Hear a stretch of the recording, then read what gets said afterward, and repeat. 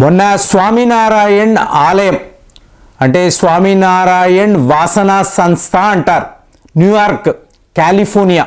So ఇక్కడ మీకు ఈ ఖాళిస్తాన్ తీవ్రవాదులు ఏం చేశారు అంటే ఆ మెయిన్ టెంపుల్ యొక్క బోర్డు ఉంటుంది చూసారా, పలానా అడ్రస్ పలానా దగ్గర ఇది ఉంది అని చెప్పడానికి ఆ బోర్డు మీద ఖాళిస్తాన్ జిందాబాద్ అని చెప్పేసి మీకు గోడల మీద మోదీ గారిని క్రిటిసైజ్ చేస్తూ, మోదీ గారిని తిడుతూ, మీకు భారతదేశాన్ని తిడుతూ ఇలాగ దీన్నే గ్రాఫిటీ అంటారు. గ్రాఫిటీ అంటే మీకు ఒక స్ప్రేతో మీకు పెయింటింగ్ చేయడం. సో అది చాలా చాలా గొప్ప కళ. కానీ ఇలాగ తీవ్రవాదుల చేతుల్లో పడేటప్పటికి ఏమవుతుంది, ఇలాంటి ఇష్టానుసారం వాళ్ళు ఎలా పడితే అలా రాయడం, దీన్నే మనం హేట్ క్రైమ్ అని చెప్తున్నాం. ఇప్పుడు నిన్న ఎస్ జయశంకర్ గారు మాట్లాడుతున్నారు. సో ఇలాంటి తీవ్రవాదులకు, పోరాటదారులకు, ఎక్స్ట్రీమిస్టులకు అమెరికా ఎందుకు ఇలాంటి స్పేస్ ఇస్తుంది? డెమోక్రసీ అంటారండి. డెమోక్రసీలో హేట్ క్రైమ్ ఏమిటి? అది ఒక ఆలయం, హిందూ ఆలయం, స్వామినారాయణ ఆలయం. ఇప్పుడు స్వామినారాయణ ఆలయం అన్నప్పుడు దానికి ఉన్న చరిత్ర మీరు తీసుకున్నారనుకోండి, 25 దేశాలలో 100కు పైగా మీరు ఇలాగ స్వామినారాయణ ఆలయాలను చూడొచ్చు. అంటే జనరల్గా చాలామందికి ఐడియా ఉండదు. ఈ పరంపర అంతా కూడా మీకు స్వామి వివేకానంద కాలం నుంచి కూడా, ఆయనకి ముందు నుంచి కూడా ఈ పరంపర అనేది ఉంది. ఇప్పుడు మీరు చూడండి, 1893లో స్వామి వివేకానంద అమెరికా వెళ్ళినప్పుడు పార్లమెంట్ ఆఫ్ రిలీజియన్స్ అని అంటారు. సో అక్కడ my dear brothers and sisters అని చెప్పి ఆయన ప్రసంగాన్ని మొదలుపెట్టినప్పుడు మొత్తం ఆడిటోరియంలో ఉన్న వాళ్ళందరూ కూడా లేచి మీకు స్టాండింగ్ ఓవేషన్ ఇచ్చారు. తరువాత మీరు చూసారనుకో 1906 ఈ టైంలో మీకు యూనిక్ బిల్డింగ్ అని చెప్పి కాలిఫోర్నియాలో శాన్ ఫ్రాన్సిస్కో ఇక్కడ వేదాంత ఫిలాసఫీ అని చెప్పి ఫస్ట్ ఒక హిందూ ఆలయం స్వామి వివేకానంద గారు ఆ టైంలో అక్కడ కట్టించారు. తర్వాత మీరు చూసారు అనుకోండి, ఇవాళ మీకు 100కు పైగా స్వామినారాయణ ఆలయాలు. మీరు ఒక్క అమెరికా అనడానికి లేదండి, లాస్ ఏంజల్స్, న్యూ జెర్సీలో అయితే మీకు ప్రపంచంలో అతిపెద్ద స్వామినారాయణ ఆలయం ఉంది. మీకు ఏకంగా 183 ఎకరాలు, మీకు 183 ఏకర్స్ అంటే చూసుకోండి, $100 మిలియన్ అమెరికన్ డాలర్స్ ఖర్చు పెట్టి న్యూ జెర్సీలో స్వామినారాయణ ఆలయం అనేది వీళ్ళు కట్టారు.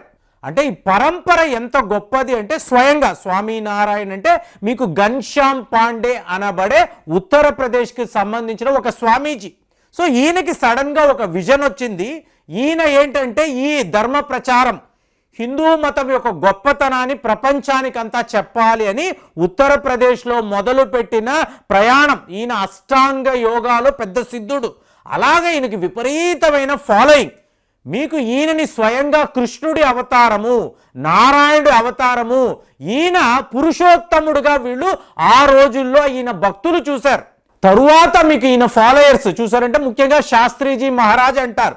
ఈయన పేరు మీద ఆలయాలు కట్టడం మొదలుపెట్టారు. ఇప్పుడు ఎక్కడ చూసినా కూడా బిఏపిఎస్ స్వామినారాయణ్ సంస్థ అని ఉంటుంది. ఈ బిఏపిఎస్ అంటే ఏంటి చాలా మందికి తెలియదు. న్యూ జెర్సీ అనండి, లాస్ ఏంజల్స్ అనండి, ఇలాగే కాలిఫోర్నియా, యూకేలో అయితే మీకు లండన్ మహానగరము, ఆస్ట్రేలియాలో అయితే సిడ్నీ, మెల్బోర్న్, ఆఫ్రికా దేశాలు, ఇంకా పాకిస్తాన్లో కూడా మీకు స్వామినారాయణ ఆలయాలు కనిపిస్తాయి. ఎవరు వీళ్ళు అంటే ఇది ఒక powerful section of Hindu community. So మీకు తరువాత అంటే ఈయన ఆదర్శాలు, ఈయన విధానాలు, ఈయన ఆచరిస్తున్న ఆ సాంప్రదాయాలు గుజరాతీ జాతికి చాలా చాలా చేరువ చేసింది.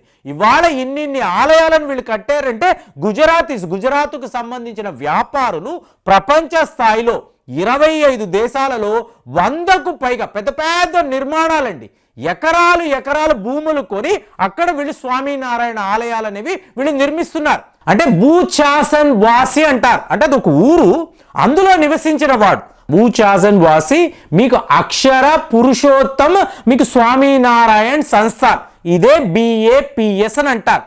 సో వాళ్ళకి సంబంధించిన వాళ్ళు ప్రపంచ స్థాయిలో ఇలాగా మీకు స్వామినారాయణ ఆలయాలు, అది మీకు రాధాకృష్ణ ఆలయాలు అవ్వచ్చు, లేదా మీకు ఒట్టి కృష్ణుడు ఆలయం అవ్వచ్చు, ఇలాగ వివిధ రూపాలలో మీకు ప్రపంచ స్థాయిలో ఎన్నో విగ్రహాలు, మీకు అద్భుతమైన నిర్మాణము, మీకు అద్భుతమైన ఫెసిలిటీస్, ఇలాగ వీళ్ళు వరల్డ్ వైడ్ చేస్తూ ఉంటే, అంటే చూడండి పంజాబీస్ అన్న వాళ్ళు భారతదేశంలో ఒక భాగమే కదా. వీళ్ళు మన దేశంలో ఒక ప్రాంతంలో నివసించే వాళ్ళే కదా. అంటే అది భారతదేశానికి సంబంధించిన సాంప్రదాయం. ఇప్పుడు మీరు హిందువులు అంటారు, కానీ వాళ్ళందరూ కూడా ఎవరండి? భారతీయులే కదా. మరి మన దేశానికి సంబంధించిన ఈ జాతి వాళ్ళు అమెరికా దాకా వెళ్ళి ఇంతంత పెద్ద ఆలయాలు, అమెరికాని అనడానికి లేదండి, యూకే, కెనడా, ఆస్ట్రేలియా, మీకు సింగపూర్, ఆఫ్రికా దేశాలు, మీకు ఇన్నిన్ని దేశాల్లో ఇంతంత పెద్ద నిర్మాణాలు వీళ్ళు చేస్తున్నప్పుడు మనం గర్వించాలి. అరే మన భారతీయులు మీకు ఇంకొక దేశంలో ఇంత అద్భుతమైన కట్టడాలు కట్టారు, గర్వించడము పోయి వీళ్ళు ఏం చేస్తున్నారు? అక్కడికి వెళ్ళి మనల్ని అవమానపాలు. ఏంటి, ఒక్క పన్ను, మీకు గుర్పత్వంత్ సింగ్ పన్నూన్ అనేవాడు వీడి మీద ఏదో హత్యా ప్రయత్నం జరిగిందని చెప్పి అమెరికా వాడు ఏదో ఐడెంటిఫై చేసినట్టు, ఆ కుట్రను వాడు ఆపినట్టు మాట్లాడుతూ ఇవాళ వీడికి స్వతంత్రము, మా పౌరుడు అని చెప్పి వీళ్ళు ఏం చేసినా కూడా, ఇప్పుడు ఈ గ్రాఫిటీ అంటున్నాను చూసారా, ఇక్కడంతా కూడా భింద్రన్ వాలే అనబడే ఒక తీవ్రవాది పేరు రాస్తుంది. అంటే ఎవరెవరు మరణించారో వాళ్ళందరూ కూడా బలిదానాలు ఇచ్చారు. దేనికోసం ఇచ్చారు? ఖాళిస్తాన్ కోసం ఇచ్చారు. ఈ ఖాళిస్తాన్ ఎక్కడ ఉంది? అమెరికాలో ఉందా? కెనడాలో ఉందా? ఎక్కడ ఉంది? భారతదేశంలో ఉండాలి అంటే అమెరికాలో, నువ్వు యూకేలో, ఆస్ట్రేలియాలో, కెనడాలో నువ్వు అక్కడ ఉండే ఆలయాల మీదంతా కూడా ఈ గ్రాఫిటీస్ చేసి డ్రాయింగ్లు వేసి నరేంద్ర మోదీని తిట్టి భారతదేశాన్ని తిట్టి నువ్వు సాధించేదేంటి? నువ్వు చేసేది ఏమిటి? నీ పోరాటంలో సత్తా ఉందా? ఏమైనా విషయం ఉందా? ఇప్పుడు ఎస్ జయశంకర్ గారు ఇదే అడుగుతున్నారు. ఇంకొక దేశంలో మీరు మొన్న చూడండి, మీకు మన ఇండియన్ ఎంబసీకి సంబంధించిన ఆఫీసు మీద 2 సార్లు ఇదే కాలిఫోర్నియాలో శాన్ ఫ్రాన్సిస్కోలో ఉండే మన ఎంబసీ, మన కాన్సులేట్ మీద 2 సార్లు వీళ్ళు హింసకు పాల్పడ్డారు, తగలబెట్టారు. అమెరికా పోలీసులు, పోలీస్ డిపార్ట్మెంట్ ఏమి కూడా చేయడానికి లేదు. కాబట్టి ఇప్పుడు ఇవాళ వీళ్ళు ఏంటి, ఈ సంస్థానం వాళ్ళు ఏం చేశారు, అక్కడ పోలీస్ స్టేషన్కి వెళ్ళారు. ఇది ఒక హేట్ క్రైమ్గా మీరు రిజిస్టర్ చేయండి, మీరు ఇమీడియట్గా ఇన్వెస్టిగేట్ చేయండి, వాళ్ళని పట్టుకోండి. ఎందుకు? మా హిందువులు, మా భారతీయులు ఈ ఆలయాలకు రావడానికి భయపడుతున్నారు, ఒక హింసకు వీళ్ళు పాల్పడొచ్చు కదా అంటున్నారంటే ఇది తప్పు కదా. నీ దేశం హైయెస్ట్ సెక్యూరిటీ ఇస్తుంది వాళ్ళ పౌరులకు అని చెప్పి నువ్వు గొప్పగా చెప్పుకుంటున్నావు.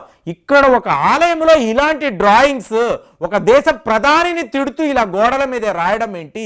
ఇమీడియట్గా మీరు యాక్షన్ తీసుకోండి అంటే జయశంకర్ గారు కూడా అమెరికాకు చాలా పెద్ద హెచ్చరిక జారీ చేశారు. మీరు చెయ్యగలిగితే చెయ్యండి, లేదా మేము ఏం చెయ్యాలో చేస్తాము అంటే ఇలాగ మీరు స్పేస్ ఇవ్వడము, ఇలాగ తీవ్రవాదులకు మీరు ఇలా చేసుకోండి రా, మీ యాక్టివిటీస్ ఇలా కొనసాగించండి రా అనడము ఏ రకంగా కూడా కరెక్ట్ కాదు. మరి ఖాళిస్తాన్ తీవ్రవాదులను మీరు ఆపుతారా, మమ్మల్ని ఆపమంటారా అని చెప్పి ఇవాళ భారతదేశం నుంచి, మన ఎంబసీ నుంచి చాలా పెద్ద ఒక హెచ్చరిక జారీ అయింది. మరి మీరు చెప్పండి, ఇంత ప్రతిష్టాత్మకమైన ఒక ఆలయము, స్వామినారాయణ సంస్థాన ఆలయములో ఇలాగ మీకు ఇలా పిచ్చి కూతలు, ఇష్టము వచ్చినట్టు ఇలాంటి రాతలు, ఇదంతా కూడా మంచిది కాదు కదా. భారతీయులు అన్నప్పుడు విదేశీయుల దృష్టిలో చాలా చీప్ అయిపోతాము కదా. వాడు తీవ్రవాదులే, కానీ వాడు కూడా మన భారతీయుడే కదా. ఈ విషయాన్ని వీళ్ళు ఎందుకు గమనించరు?